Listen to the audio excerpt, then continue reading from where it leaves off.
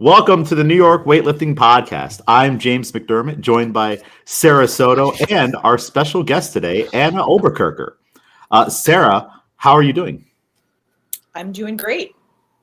No complaints today. How about you guys? Doing great too. You just got done with training, so that's awesome. I find I do my best thinking and everything. My whole day is set after training. It's like, all right, I'm awake now. Same. Anna, how are you doing? I'm doing well. It's a beautiful day, so can't complain. Yep, you're down in sunny North Carolina, and Sara and I are up here in gloomy New York right now. It's cold. Sunny here. You got some sun? Yeah. Okay, all right. I'm in gloomy Albany then. I'm just in gloomy Albany. Oh, we have a furry friend. Yeah, they like the when I'm on the phone, it's like a trigger to come and join. Hey, yeah. We'll have your cat on the podcast. They can come on and tell us all about what it's like to be a weightlifting cat. So, Anna, we got you on here today. You are a weightlifter. You are someone who's participating in the weightlifting USAW community. You've done a lot of things. I think you might be getting into some governance stuff down there in North Carolina, possibly with the WSOs. We could talk more about that. And you've also put out a journal, which is meant for athletes to use during competition. And we really want to talk all about that. But before we dive deep into Anna's origin story and projects and all these things, we have a tradition here on the podcast, several of them. And it's because Sara and I are huge wrestling nerds. And WWE, AEW, WCW back in the day, and all kinds of stuff. So, Sara, Anna, I don't know if you're a wrestling fan. Or do you follow that sport at all? No. Okay. But like I got the question with like kind of like the music. I can give you like a song choice if that's. Yeah. Oh yeah. Cool. So we typically ask our guests what would their WWE entrance theme song be. So that you're coming out for a match. What is the song going to play? The videos on the Titantron. It's all lifting videos and stuff like that. So maybe a photo of your cat pops up. But what would your entrance theme song be? So I feel like because I don't listen to a lot of music during training, like I listen to music, but I don't really pick it. I don't really have a good one, but the go-to song I usually listen to is like I Am Above by In Flames. It's like a metal band. So you don't know what it is. It's a good song. I know In Flames. That's an awesome pick. That's an awesome pick. Cloud Connected, Evil in My Closet, My Something Shadow. I used to listen to them all the time. That's a classic band. Okay, cool. I always get nervous. I'm like, I don't know if people know this band. I love the music video for Cloud Connected because they're all like in white for some reason, which is really weird because normally those bands are all decked out in like black suits and everything, and they just picked white jumpsuits. Sara, it's a good look. But I don't know them a lot, but like I know that my current favorite band opened for them I remember I was in Sweden and I saw a poster and I was like, oh, Ghost is opening for In Flames. I was like, I didn't know what that is, but apparently that In Flames was the bigger band, so that's all I know. Oh yeah, they got to be pretty legendary at this point. Yeah, but I also added like a second song just in case because how you always like have like a current song in the moment. So like I recently watched the K-pop Demon Hunters movie, and so obsessed with it. But the Idol song, Our Last Night created a metal cover of that song. So I love putting that on like the gym radio or system to listen to. I'm gonna check that out. Nerdy. Yeah. What? Yeah, I should write this down. So In Flames. Oh gosh. Yeah. What was the name of that In Flames song again? I Am Above. I Am Above. All right. I will check that one. And I've not seen any. I've heard a lot about K-pop Demon Hunters. I watch Demon Slayer. I go the anime route with that. Yeah. Shaf, as you know, member of my barbell club, he got me hooked on that. So I even went to the movies to watch the new one. Like that's how deep I'm into this now. I missed it, so but yeah. Oh, It's definitely worth it. Sarah, are you going to get into any of these shows or movies or anything? No. Oh, I'm not much of an anime fan. I know that's not cool or anything like that, but I am going to watch the K-pop Demon Hunter, because that one is like, I mean, everybody talks about it. I saw like a million people dressed up like that for Halloween, so it was like, you know, I'll check that out for sure. It's just cute. Very cool. Well, those are great theme songs, and I like how you have your song in the moment, and then you have like just the overall song. It's funny how your song in the moment changes, and it's like a new season comes around. All right, we're in the fall. I need like a new soundtrack. I'm still going off of my summer 2025 playlist, and it feels weird like clicking it now because I'm like, it's not summer anymore. The whole thing is off. The whole vibe is off. So gotta get maybe I'll add these songs to my new fall playlist. Do that. Your playlist will rock. It will. Anna, we do a little speed round here too, just as a warm up. So just like in training, we got to warm up, then we'll do our main training, and then we'll have a little cool down at the end. So for our warm up here, we're just going to go quick rapid fire questions. You know, first thing that comes to your head, and then maybe Sarah and I might have some follow up questions for it. So we'll start off real easy, real simple. And if you have in between answers, that's completely okay. But coffee or pre-workout around training? I guess if I had to pick between the two, coffee. Coffee. Okay. Now, is there a special, what's your order of choice? Are you making it at home? Are you going to a store?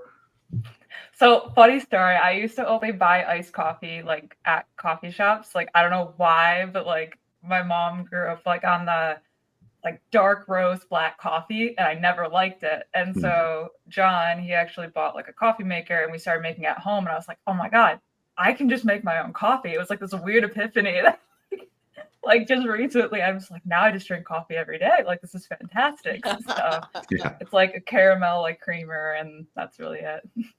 All right, very, very cool. Snatch or clean and jerk? Snatch. All right, yeah. It's always interesting to see which one people go with. Snatch is the popular one. Now, when lift. That's true. One lift. Now, like when you're training to snatch, do you prefer like sets and reps, or you're like, let me just go heavy all the time? I like sets and reps, but I like volume is intimidating. So it's like a balance. You see triples on there and you're like, you know what, maybe I could just max out today. Yeah. Maybe we can just like max this out and one and done. Yeah. I'm kidding. Anything more than 2 is CrossFit at that point. Yeah. Training with the crew, the team, or competition. What kind of environment do you thrive in the best and enjoy? I feel like I enjoy both for different reasons, but since I'm a remote athlete, I actually recently found like a local gym that has like a night crew. So like we lift really late at night, and probably not the healthiest for sleep, but it's just so much fun because we're all doing different programs with different coaches, and we're just lifting together. So I really like that environment. Very cool. I like that, the night crew, the night shift. You know, you're coming in. You know, we're all a little bit. How late? Like, what do you mean? Like, how late is it? Are you starting? Well, like, so I get out of work at 6, so I eat, like, get like errands done or whatever, and then so I try to get to the gym by 7:30. But then we all just kind of like hang out until the last person's done, no matter when they show up. So like sometimes we're there till like 11 or midnight, and it's just like we're just goofballs, and I love it. It's just so much fun. That's awesome. I like it. It's special. I know.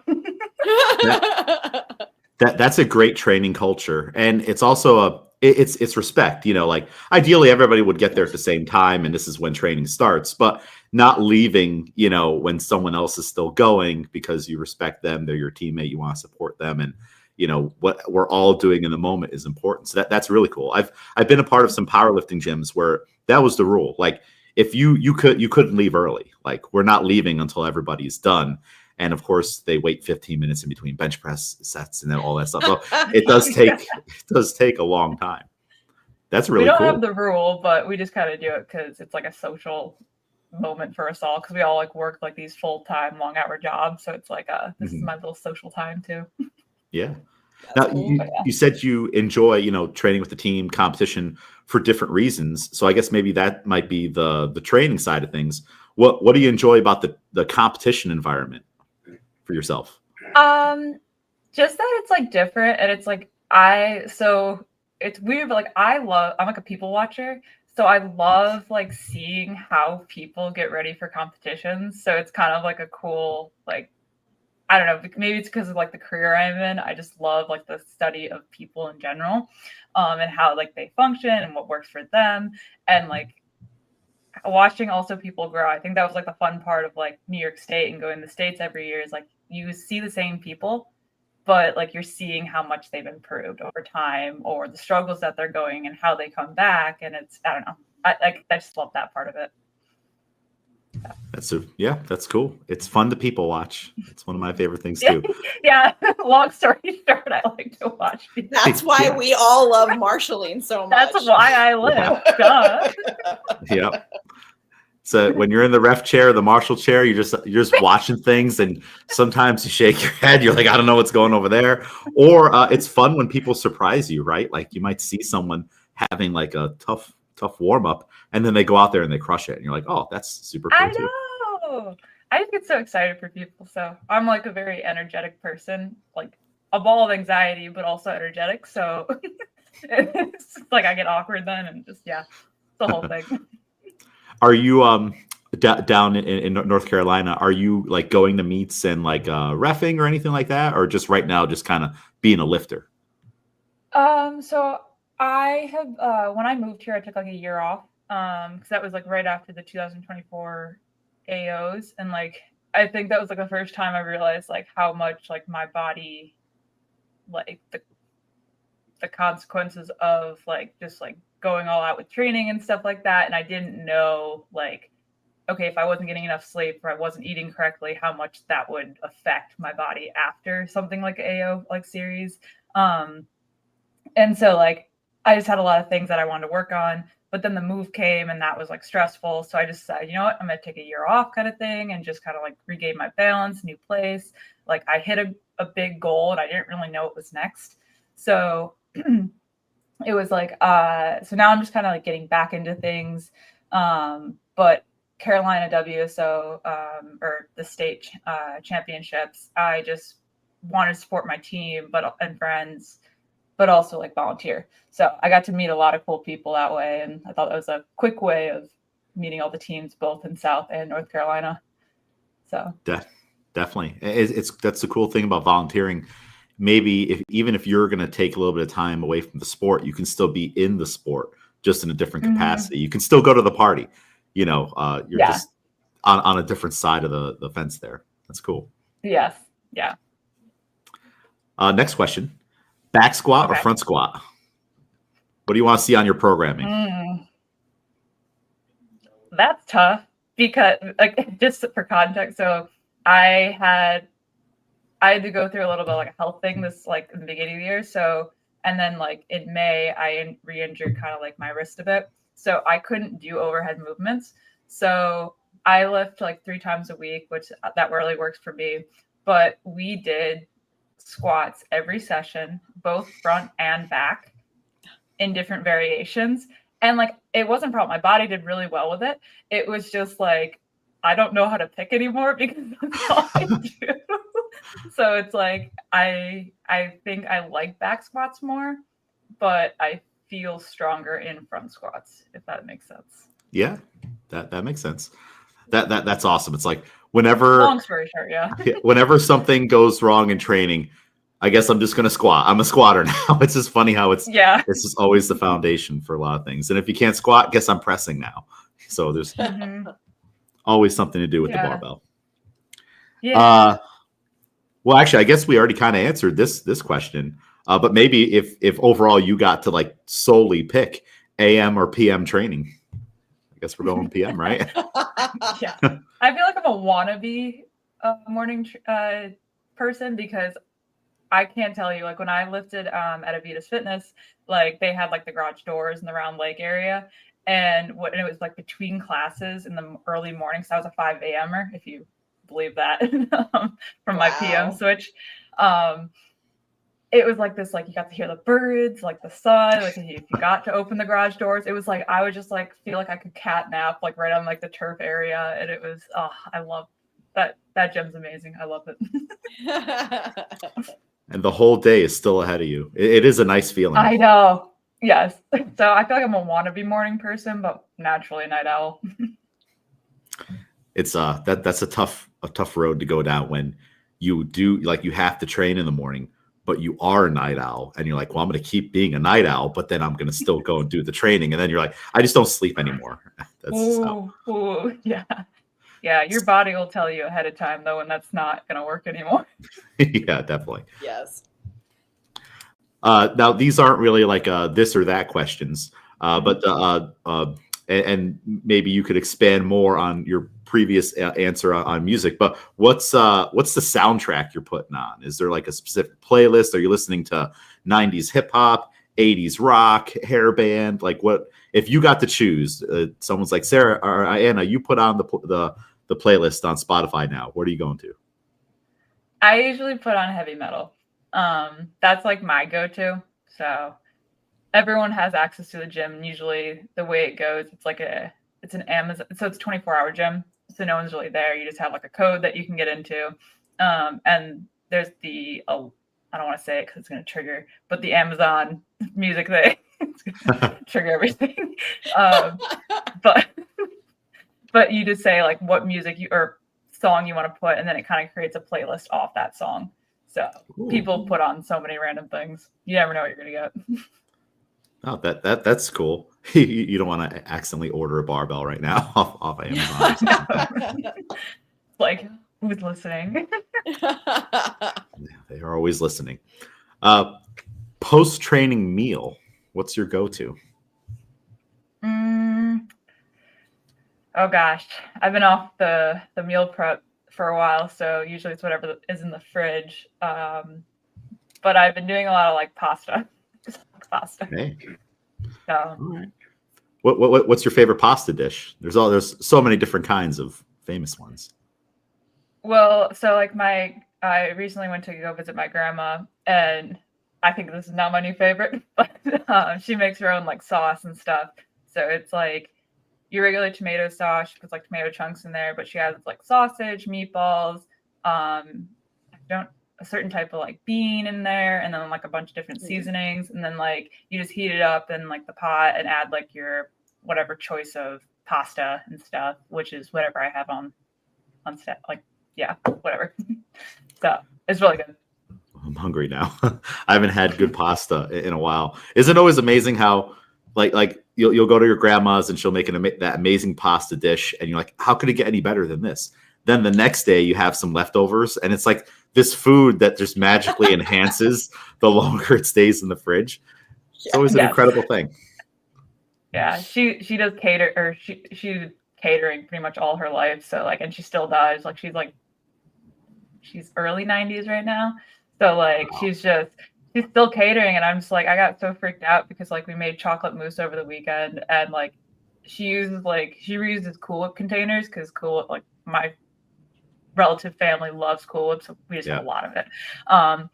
But I'm like texting my brother because I come home and I'm like, Robert, I grabbed the wrong Cool Whip container, and he goes, "What'd you take?" And I just grabbed more pasta sauce. Apparently, I didn't question that it was like heavier than the chocolate mousse, but surprise. Surprise. I can definitely relate to that. I don't know if Sarah can too. Probably, but like in our family, it was always like any container that comes into the house, and plastic bags, cardboard boxes, everything has to be kept and hoarded because we're gonna need another box and stuff later. Yes. Yep. We had a bag just full of bags. Yeah. One last rapid fire question here. Back to weightlifting. Your favorite weightlifter? Who is it? If you have one. So I feel like I don't have favorites, but I did like I feel like I like to watch like the normal, like, so Soulfried is like the first one that comes to mind, and then you have like Olivia and Maddie Rogers, and then like I think from Colombia there's Yenny Alvarez, obviously Toma, like there's a like I just can like name, like I've watched a lot of the females, but yeah, I like wrote a list down. I'm like, these are all the ones I like I just have to list them all now. So, that's cool. Yeah. Do you when you watch, you know, this group of lifters that you admire, do you ever like try to like oh, I see how Yenny is setting up on the barbell, or I see how Maddie approaches her lifts or is sitting in the back room? Do you ever like try some of the things that you see that they're doing? Mm-hmm. I feel like early on in my weightlifting, I was I think because Maddie Rogers was a lot like with like on my social feed and like in like the like videos and stuff, I think that was like what I saw the most. And like I like watched a lot of like how her technique was like learning to be more straight with the bar and like pulling through like the entire lift. And I think I tried to replicate that early on. And it's funny because the things that I see in her are like things that like my coach will like be like elbows up, like knees back, like you engaging like the correct muscles. And so it's like fun to see like, oh, like I get what she's trying to say, but like it's gonna take practice. It's so funny you say that though, how you're like, obviously Toma, and it's like she is very divisive in my club, and it's because of her split jerk. And I don't know if any you, like that is like the like, you know, like the most divisive split jerk in the world that I have ever seen in my life, and we still talk about it like every time she lifts. But it's pretty funny. So that was just my little. But I love it because it's like it just shows how different, like even for coaches, like you might get this, James, and like how like everyone's not a one fit all like type of person. So it's like how you lift will depend on your anatomy and like just how you like approach the barbell yourself. And so like I just love the different takes on it. Sure. Yeah. I love when the top athletes will post like their full training videos and stuff, and when you can hear the little snippets of their coaches reminding them to do things and whatnot. And then like every once in a while, like one of my athletes will see that and I'm like, see, I'm not the only one that not complains all the time or like even they're getting like feedback, or they're like they didn't do it right, or like their coach is like, maybe you should just try harder. And it's like, yes, sometimes that is just what you need to do, so it's I love throwing that at like my friends, like just be like, have you tried like lifting the bar? It's funny how it works though. It works though, right? They'll lift it better because they're like, all right, I'll try now. It's funny. It's such an odd thing about the sport where like you can kind of like go on like a little bit of like an autopilot, for better or worse, and then you're like, yeah, I really wasn't doing anything on that one. I just kind of like stood up and dove under it, and everything happened. But like I wasn't really actively trying to do this lift, or focusing on doing the lift. And it's just funny. You can just tune out during training doing that. Or my new thing is like, I'm reading all these things about people being on their phone in between lifts and how that negatively affects your lifts. And then I imagine what it must have been like back in the day when you're in the training hall. There were no phones and maybe there was no music. You're forced to talk to each other. Yes. Human interaction. Listen to each other breathe. Yeah. Oh gosh. Give him a phone, please. I'm like, all I need is a fan and I'm fine. As long as there's like some white noise, like I'm good. Yeah. You're in some kind of Eastern European gym and it's just a mist of smoke everywhere. Everyone's smoking and lifting.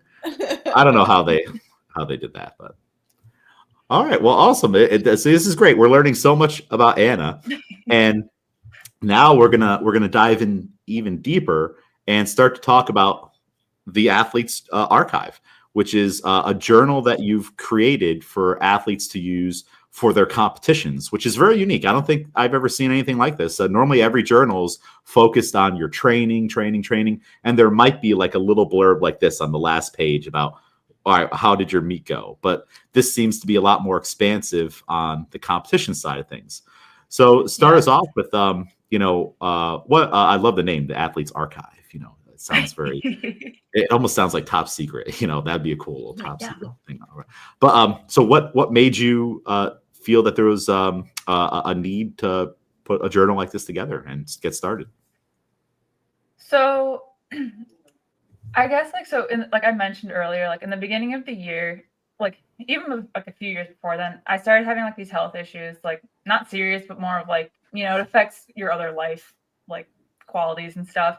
And so in the beginning of this year, it got really bad to the point where I kind of had to talk to Jessie, who is my coach, and just kind of be like, I can't go over a certain way. I can't do a lot of these things. And like she worked with me tremendously because I didn't want to quit the gym. So it was like a very tough like mental thing.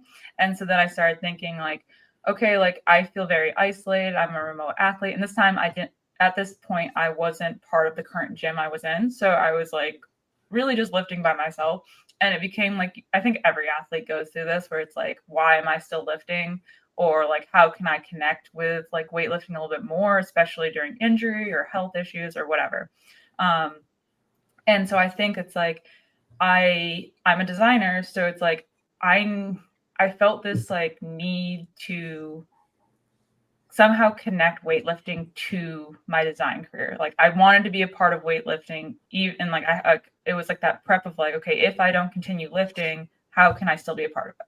And the journal kind of was born. I remember talking to Jessie about it, and because we listened to some seminars and stuff, and I was just like, it feels like the amount of times I hear someone be like writing down, like, okay, like I don't remember what I ate or how I like really did at this competition. It's like really like almost like superficial stuff. Like, oh, I PR'd, like, which I shouldn't say it's superficial, but more like it's very like 1 point mind, like it's not like, okay, why did I do well during this entire day? It's just like this one little moment. And then like athletes might get frustrated the next competition when they don't do well. And they're like, okay, but I felt like I did everything right. Or, it might not have been, or maybe something changed. So Jessie thought that was a great idea. And I feel like sometimes I talk ideas and like, I've never really kind of acted on those ideas. So it was very nerve wracking. This is a very new experience for me with starting a business. And so it was kind of like this, like she was a big part of like, just do it, like go make it, like this is a great idea. And she's like, I want to tell people, but I won't, like, like she's waiting, and so like she'd check in every month, be like, how's it going, how's the journal, like she'd be so excited. And it kind of like gave me that like that little push, every time to be like, okay, continue going, like this is gonna work out, like I can do this, like what's the worst that happens, people don't care for it, it's fine, so like the Athlete's Archive with creating the journal, like I have like there it is. Yes, so I guess like I gotta maybe like so the Athlete's Archive is going to be like, it's like the brand name, and then the weightlifting competition journal is kind of like the first journal for weightlifting. My goal is to eventually approach like other sports. Like I've already had people from other sports like reach out to me about creating like data-driven journals for their sport. But right now I'm like, I just need to focus on the weightlifting, like see how this like takes off, like how people like it. But I wanted a simple way. So I'm a big fan of like the Indiana Jones like movies, like, or the Journey to like the Center of the Earth. Like it's a very like, I just like those like adventure movies.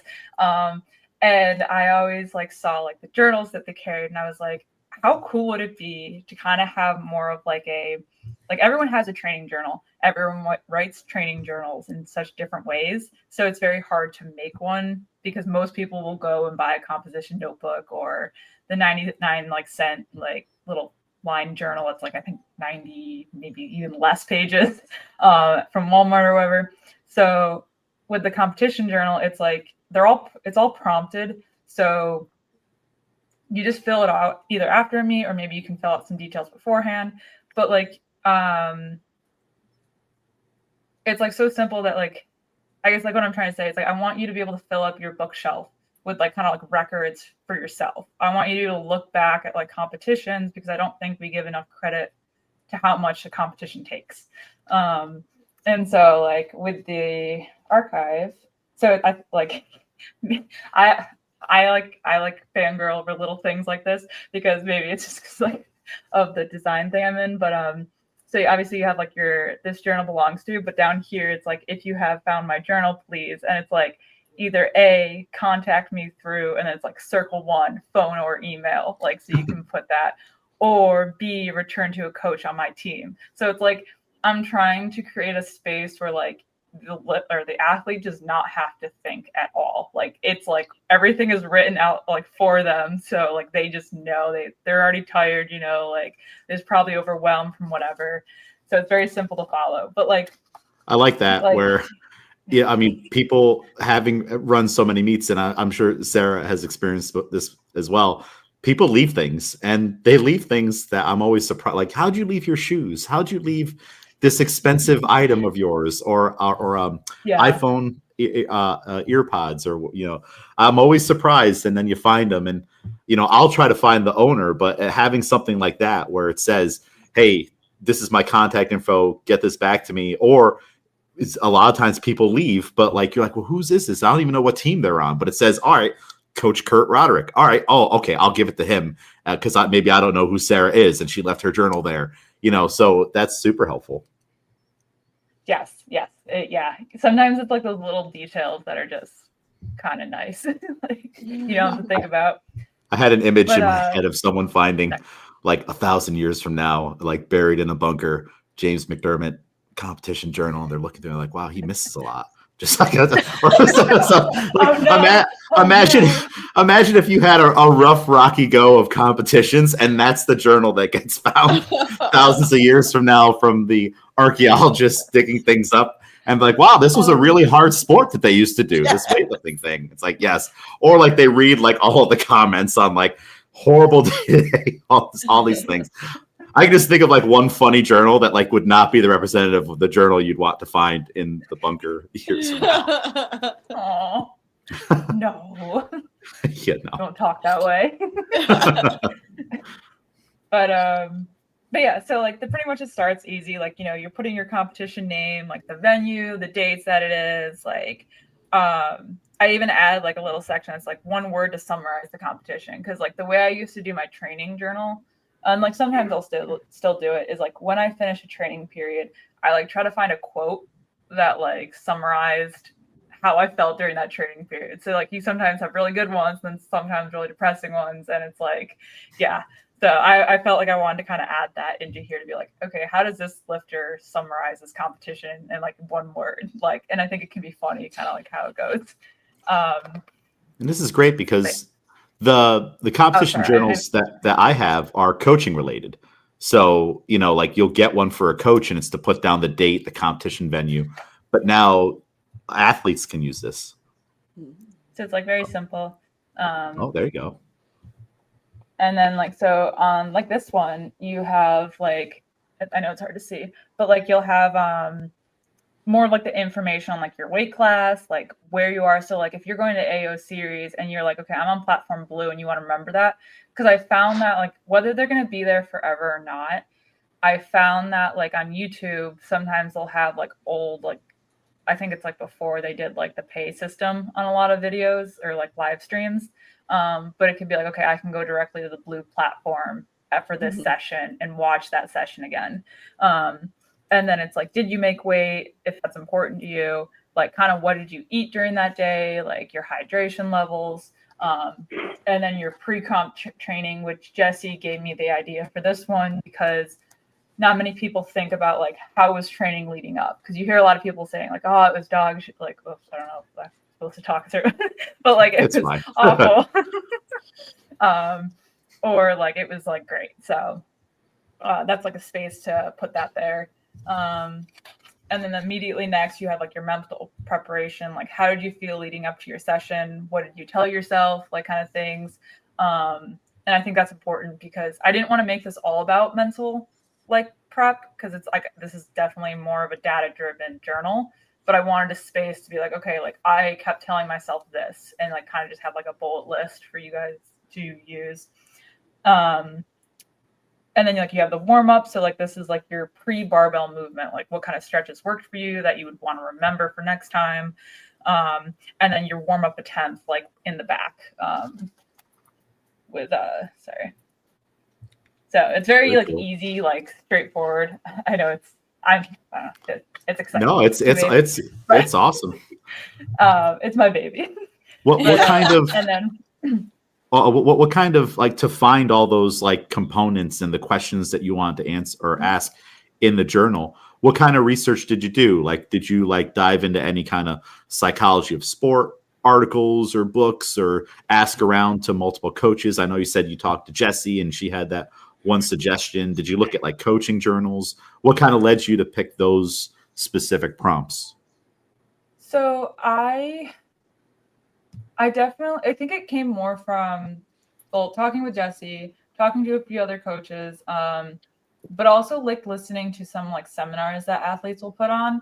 And it's usually things that they'll like slowly mention and being like, I wish I did this. I wish I wrote about this topic. Like, and it's things like that. But how I kind of came up with the prompts and the structure is, I think, based on the fact that I'm really into like the user experience side of like stuff. Like you see that a lot with my design with webs or like websites or graphic design.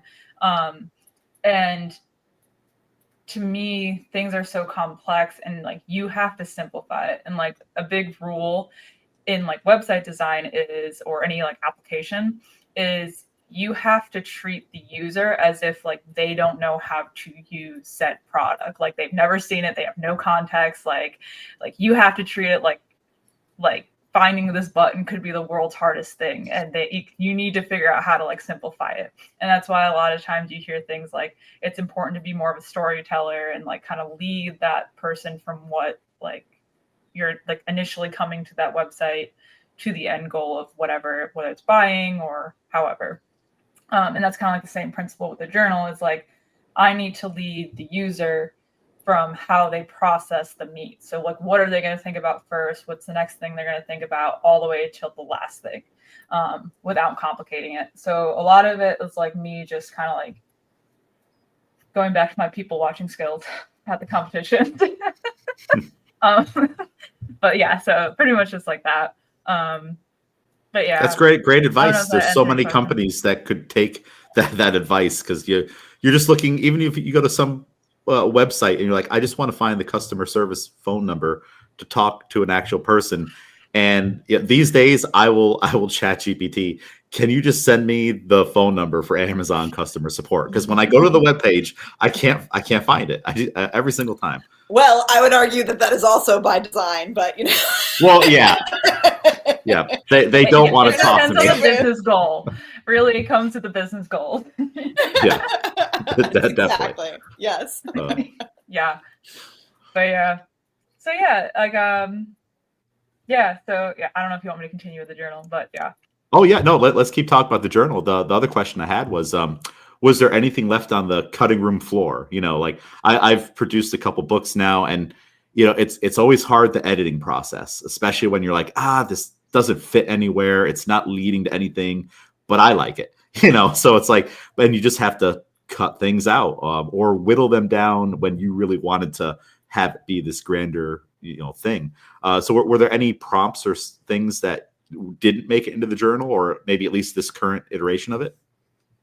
So no, actually I fit everything in. I think in total, each competition like archive or record that you put in, I think I have it as 11 pages, including the like competition details. So I was able to fit everything, but I did have to maneuver like section lengths. So like you saw a lot of things were like boxed.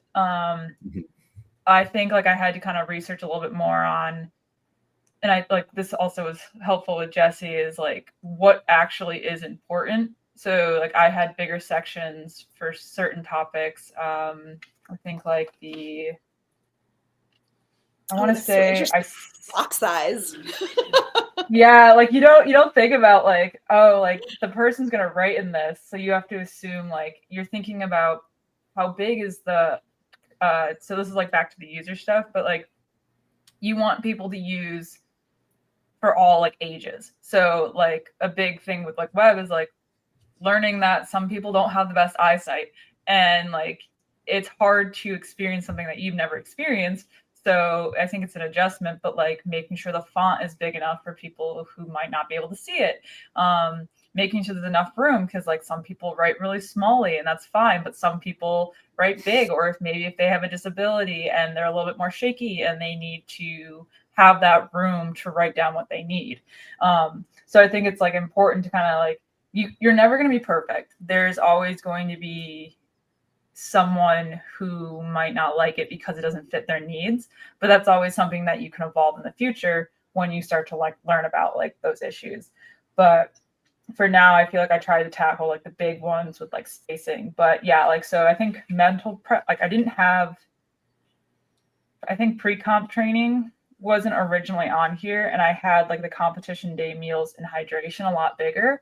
But like after learning, like that's important, but you don't need a lot of space for that. Like, so like the mental prep people might talk about more versus what they ate. Like they might list, I ate like a breakfast sandwich and some coffee for breakfast, and then I lifted. Like that's all the space that they really need, unless they're lifting at night, then rip. But yeah, some people, they just don't eat at all, or if they have to cut weight and they kind of can't, then they're like, all right, I'm just going to starve myself and then weigh in and then have a protein shake or something. But I'm glad I don't live that life. Like, that's true. But like, I think it's so cool because like, if you just wrote down like in like a normal notebook, just like that, exactly what you said, like you might forget that also there were new weight classes and you're in a different weight class. And like, so like having like all these details in one section in very like specific prompts allows you to kind of see a bigger picture.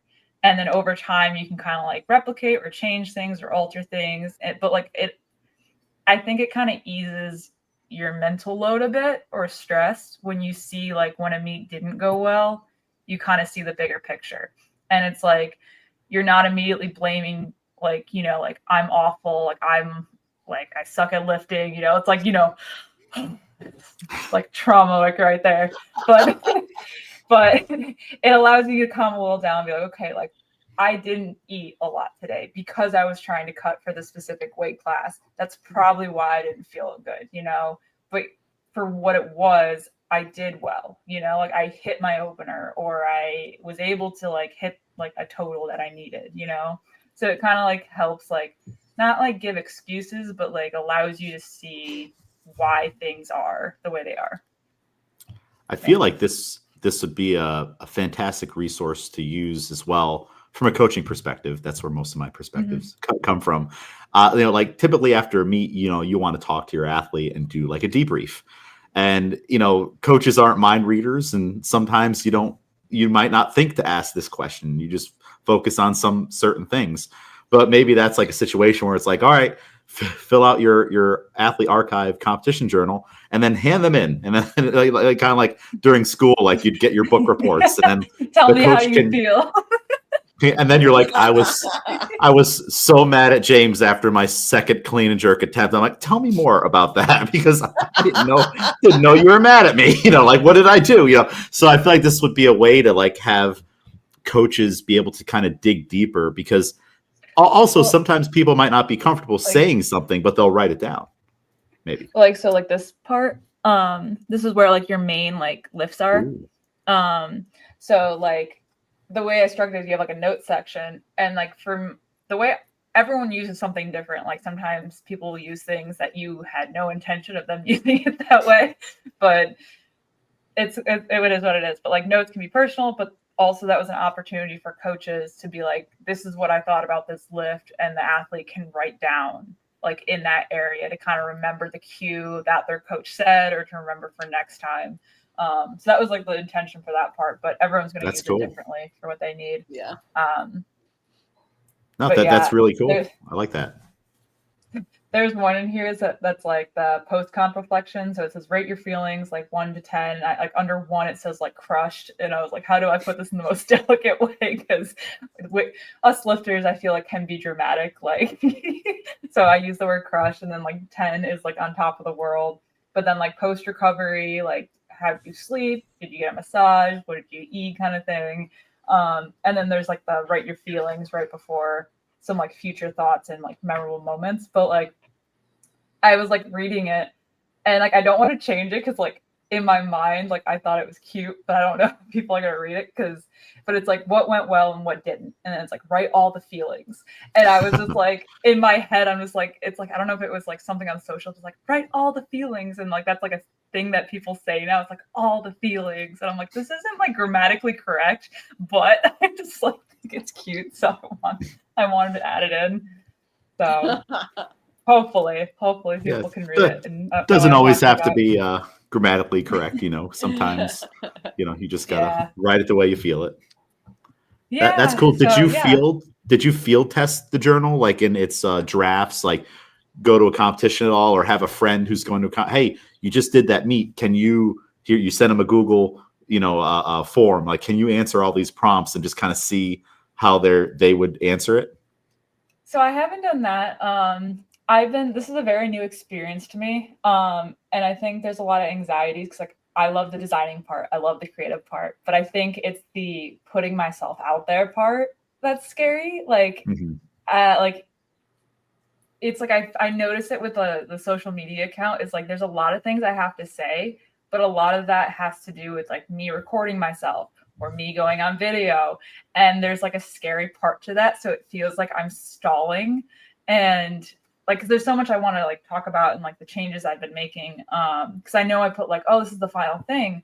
But then I went to Carolina States and I just noticed that like, it didn't feel like it was holding up as much. Like it's a good quality book, but for the amount of years, like if you're someone that lifts once a year, like that's 7 years and you want it to last, like you want to like, hopefully people take care of their stuff, but you know that like with paperback books, like this is very easy to like open, it can bend kind of thing. So that was like a big wake up call. And I actually, after that competition, I found like a distributor, and they sent me samples. So this isn't like printed because getting a sample is very, very expensive, like a true sample. And I wanted to see like beforehand, but like this is like more like journal, like this is a fox leather cover. It has like the band on it, like the pages. Like one thing, like I forgot, my mom's left-handed, so like something that she made me think about is like for left-handed people, it would be really nice to be able to just have a flat book. And like this might not be like completely left-handed oriented, but it is flatter than a book like this where you kind of have like the spine bending and it's not going. But to like, I was like looking at this, you can add a bookmarking to it, but it had something that I really wanted to add, which was the pocket in the back. So like people at competitions, I know it's just like the little things. I get so excited about this stuff, but it's like if you have like a photo that you took, if you have like your ID card or something and you just needed a place to quickly store something, or like maybe like a leaflet or a note, like that's like a place that you could put it, or like memorabilia. And I felt like this is going to be such a higher quality than something like this, which I'm not saying this is a bad thing, but I think this would be like more of a journal if it had to last like a year versus 7 years, or for some people, maybe it's 3 or 4, depending. But the thing with this one, it has a limit, or it has the lowest amount of pages, unless you want to go extremely custom, is 128, which this one is currently at 102. So this would allow me to actually add in another competition. So it would go from 7 to 8, which means it lasts longer. So it's like, even though this is higher quality, it'll be a little bit more pricier, but it'll last you longer, and it has all these quality perks, and it feels like it's giving me that Indiana Jones like quality that I want. So yeah, it's gonna last.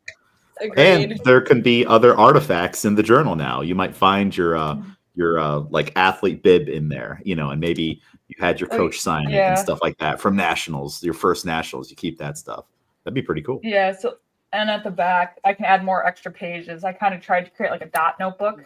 So it's like, make this your space. So like it says like, these extra pages are here for whatever you need: packing lists, random thoughts, reminders, photos, doodles, receipts, stickers, or the random bits that don't quite fit anywhere else. Use it as your catch-all corner, your creative outlet, or your personal scrapbook. No rules, just you. So it allows like them to kind of do their own thing on those pages. So I can add a bit more than on the other one, which I'm happy about. I think I'm also prone to spilling, so I do like the less like in my backpack things spill, so my training bag. So the leather cover, or as opposed to just like a paper one, would absolutely last longer for sure.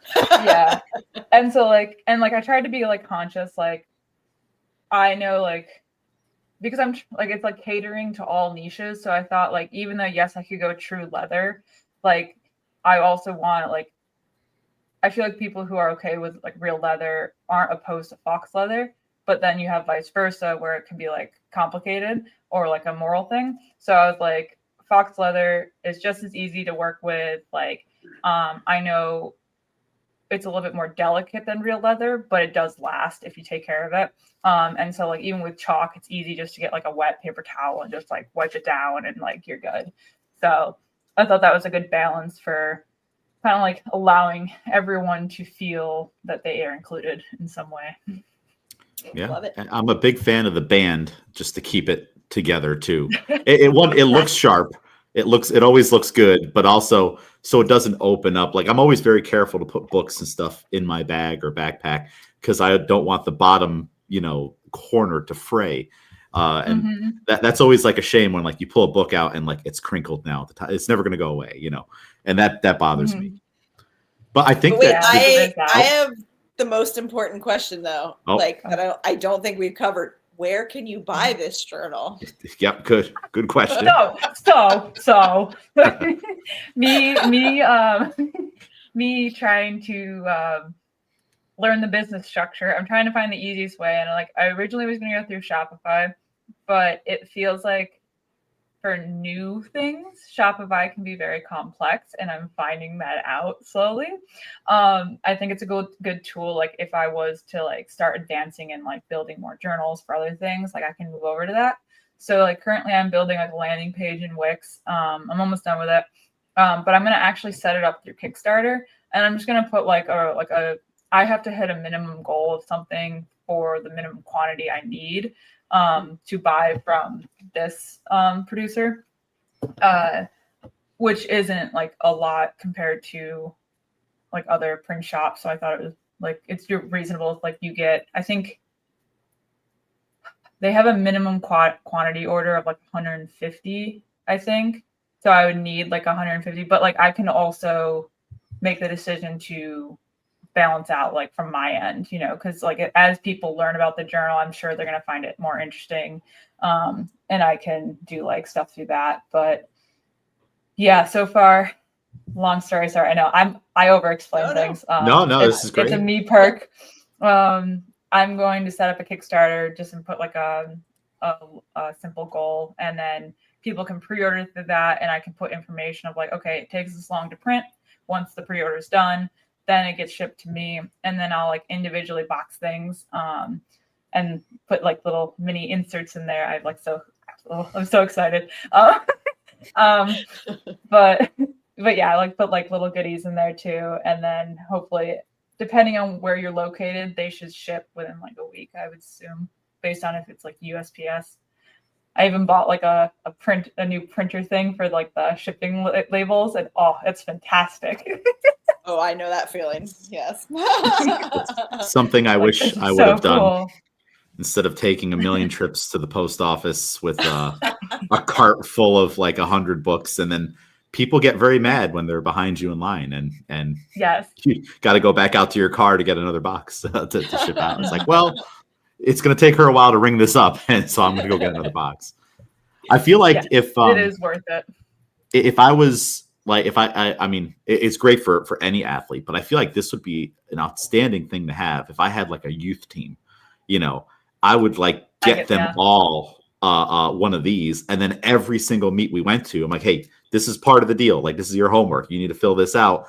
so that they start at a young age to like put these things together and learn how to like how they feel about the sport, and like they don't leave and they're like, maybe they missed a lift and there were tears at the meet and things like that. You know, they can start to put those feelings down, and then as a coach, you can address them, and their parents can also see what they're journaling. I feel like it'd be a great resource for a youth and junior team, adults too. But like, I would really like think if I was the coach, I'd be like, you sign up for the team, you get one of these, you know, that type of deal.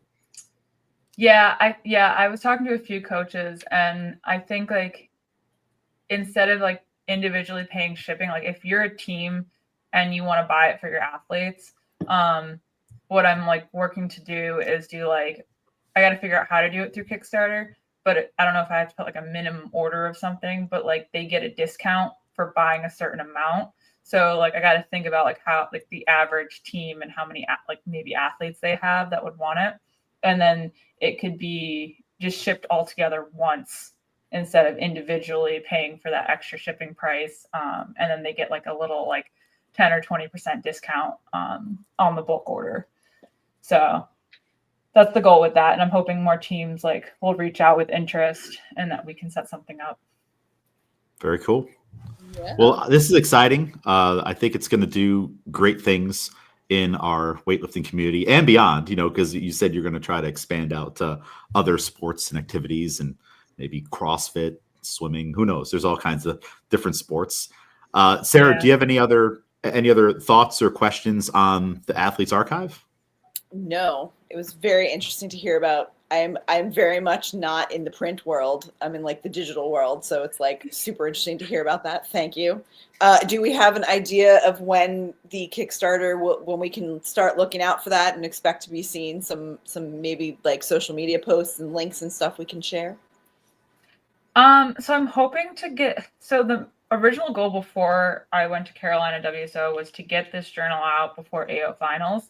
I don't know with this new printing firm how fast they go. I thought they said like it was like a week, but that might not be including the whole like prep process with getting like the papers in order. I had to cut my cat's nails and he's digging into my lap. They're sharp. But there he is. Yeah, so I know. Yeah. He's a cutie. Sorry. So my goal is to contact, because they've already sent me the samples. So all I really have to be like is get the Kickstarter ready and let them know and get their presses ready. So when I get the order in, I think I want to do the Kickstarter. I'm hoping to get it. The goal is like within this next week, and then have it go for like, this is the part where I'm still learning. And I'm wondering if like 2 or 3 weeks would be enough for people to like gauge interest. And then it would go from the printing press. So maybe it's like more of like an advertisement of like, okay, like this could be a good Christmas gift for someone, you know, because it should be within that time frame. I know. But yeah. So once I get once I get my little anxiety with social media over with, I can it doesn't ever go record away. myself. You know, it's like recording yourself is so weird. Like, you know what you got to do. I can talk to you guys, but all right. Here's the first video. It's on your chair there. That it's showing the back of the chair. You spin around and you got the cat Bond villain style, and then you just start talking about the Athletes Journal. I think that's a because it's always hard. Like, how do I start the video and whatnot? Like, it's always weird to me when you see people like they acknowledge that the red light starts. They go, "Hey guys," you know, like something like that. Yes, so just spin around the chair. You got your co-host there, and then just start talking about the journal. That chair is perfect for it. Right. Well, this is awesome. We look forward to seeing how this progresses and takes over the weightlifting world. And definitely at the end here, we'll shout out your social medias. That way people can follow all the places that they can get updates. We have a little bit of time now. Let's dive into we're going to circle back full circle. Okay. How'd you get into weightlifting? How'd you even find the sport to be able to be in a position now to affect it so greatly? So when I graduated college, I moved to Albany, and I didn't know anyone. I think most athletes who were college athletes kind of go through that same phase of like, now what? Like, I trained a certain way for so long, and if you're not going pro or going like semi-pro, like it's kind of a weird like adjustment to how you train. So I ended up working out this was in Clifton Park area, so like the Vent Fitness around there, and I just like would work out on my own, and then I ended up finding, it took so much anxiety to join, but it was Avitas Fitness, or CrossFit Round Lake at the time, and I joined there and I was introduced, and I remember being so anxious like that I wouldn't take weights off my bar. I would just keep adding them in some form. Like I was just like, I can't go back to the rack because I can't move. Like it was so, I was so anxious. And it's just funny to look back at, like, because that must have been hysterical as a coach, being like, what? Take off. Like, and it's like, I can't do math right now. Like, what is math? Like, what are numbers? But then like, so that was like in 2018, like towards the end of 2018 when I joined. And I did CrossFit and weightlifting because I had some like combination classes. And in 2020 was when I decided just to do weightlifting. And that was like a lot of fun. And sorry, his nails are okay. But yeah, so sorry, my brain farted. 2020 of Avita's weightlifting, or maybe back then Mobius. Were they still Mobius? No, that was CrossFit Round Lake. Okay, might have been beforehand. But 2020 was when I officially joined weightlifting, and I joined the Avitas weightlifting team, and that was like a huge like growth for me because I was very anxious. Like I'm like, it's so funny, like with like seeing like newbies who join and stuff like that, and like just being like, it's okay, like everyone's nervous, like you're gonna be fine, like you just got to do it. And I just remember like my favorite story is like when I first was like, am I doing weightlifting or am I not, was I think it was a mock meet, and I remember I was just crying. It was my turn. They called my name. Immediately, like, panic set in. Tears started going, like, like the lip curls. Like, you're just, like, having a full blubber moment kind of thing. And Sam, who was my coach, Sam Axton, he kind of just looked at me and he was just like, you got to go or you don't. Like, you got to lift or you're not. Like, it's like he was going to support you either way. It was just more of like, you got to make that choice now because you have a minute on the clock. You don't have time to like kind of like get in your feelings. So it's like, I did the awkward like waddle to like the barbell, and I did my lift, which I it was good. It was like I made it and stuff. But yeah, that was kind of like the first like, okay, like I did it. I'm gonna be okay. And yes, I had like a lot of growth from there. But yeah, that was the first moment that I was like, I needed that push. So he gave me that, and yeah. That's awesome. Yeah. It's a tough sport when you're first starting out. Like it's just you on a big platform with the lights and people in front of you, and there's no team behind you. It's just all on your shoulders. So it's and it makes you stronger afterwards. Like, do you feel like weightlifting has made you like, like, all right, I can handle things now? Yes. Yeah. Like, so like I'm with Power and Grace now, but like both teams really taught me that like you need to lift how you like want to be as an athlete. Some people are very serious and that's like how they perform well. For me, I learned really quickly that when I became serious, I think I have to learn a balance now because I'm like too hyper, but when I'm like too serious, I get anxious. And so that's when like the fear sets in and I don't know how to do anything. But since like both coaches kind of like taught me like, all right, like if your way is having fun and goofing off, like that's okay too. And then just like learning to have fun and like laugh at lifts that you failed, it kind of like eased my brain a little. And now, like, when I say, like, I need balance, it's like I can be very hyper too. So I can really be talkative. So it's like learning the balance of like, okay, you need to be serious in some moments, but like have fun too. So, everybody has their own way. I had one lifter who used to, I guess because he was nervous, tell me what he wanted to eat later that day while he was approaching the bar. I would just be standing off to the side, be like, "Hey, James, I'm thinking about a ham and cheese sandwich today." I might, and then he's going down, setting up on a snatch. I might toast the bread. I don't know, like, and then snatch 100. It was crazy, but yeah, I'm very much just like you, Anna. And it's like I have people on my team that like.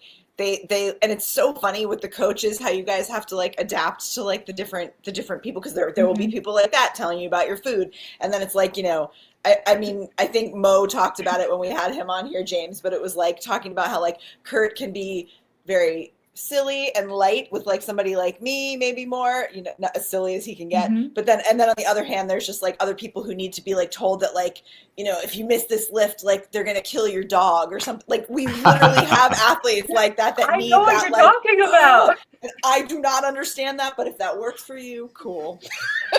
I would be like, what do you mean? And then I'm like gonna be like, it's like a train wreck to like, is my dog okay? Like, do I need to go home right now? Exactly. They shoulder you at their phone with your dog. Oh boy. Oh my gosh. It's so interesting. Like, and yes, like kudos to all the coaches out there that can manage the different types of personalities on the team. Yes. We need a coach's journal for after the meet where you can write down your feelings. How long did you crash and sleep after the meet because you're just exhausted? How many mentally. energy drinks? Yeah, all that. Well, Anna, this has been great talking to you, learning more about you, and learning, of course, about the Athletes Archive. Sarah, do you have any closing remarks or questions for Anna on anything that we've talked about? We've learned a lot of lessons and along the way too. This has been great. We have. I have nothing further to add. This has been super interesting, very different from what we usually talk about. So it's awesome. Thank you for being here, Anna. Oh, good. I can just ramble all day. Like. Anna, do you have any closing remarks or before we close out the show here, on anything you want to say to someone that's listening? Oh gosh, no. I mean, I guess like if you're interested in recording your weightlifting competition journey, I got you. Yeah, definitely. And I guess the only other thing I have to say is congratulations. I believe this is your first time doing a podcast, and look at that. We're stepping outside that comfort zone. You crushed it. You did a fantastic job. I've done a lot of these, and on my other show, I've had some rough ones because people, like they get scared when they hit record, and you did a fantastic job. So this is a life PR, another life PR. Yeah. Yes. Good job. I appreciate you guys so much. And it was so good to like see you. Yeah, that too. I miss everyone so much. Like, I seeing New York States, I was like, "Hi guys!" Like, I miss you. We missed you for sure. I'll have to next year, maybe if I have the time, just come and volunteer or something, just to be around. We will love that. Well, we need volunteers. Definitely. I love volunteering, so it works.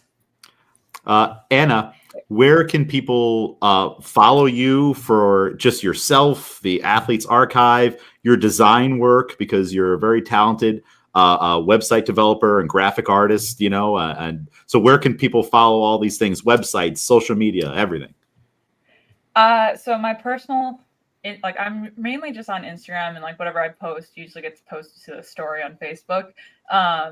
But my personal handle is Anna OBE1, like Star Wars. And then like the Instagram for the journal is _athletes_archive.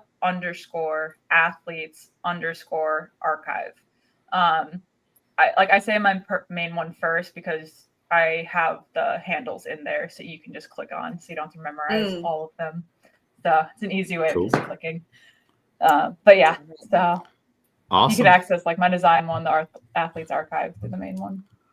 Well, we will certainly have those linked in the show notes too, so anyone can go onto YouTube and Spotify. You got the little info thing there and find all that out, and we will post about it on our social medias and make sure people know all about this. And then when you get that Kickstarter going, send me the link and I'll put it in the show notes too. That way, if someone's listening to the show after the fact, they can find it there too. Yeah, and like for anyone who's listening, like don't be afraid to like just shoot me a message and ask questions. Like I am very new to the business world, so there's a lot of learning experiences that I'm going through, and I promise I'm not scary. So like just ask the question if like there's like a timestamp that you're looking for, just shoot a message. Perfect. Well, yeah, I think anyone listening can definitely tell you Anna's not scary. No. Well, yeah, but I like metal music, so you would never know. I was surprised by that, to be honest with you. That was a shocker. So metal people have a bad rap. They're the least scariest, although you would think otherwise. We're all like pineapples, scary on the outside, but we're so sweet on the inside. Oh, that's perfect. I love that. That's great. On that note, thank you so much. Sara, thank you for coming on. Again, people know where to find us by now. If they don't, they never will. So follow at New York Weightlifting on Instagram. Visit nywso.com, and we will see you all again very soon. Anna, you can hang on after this for a second while I end the stream. Okay.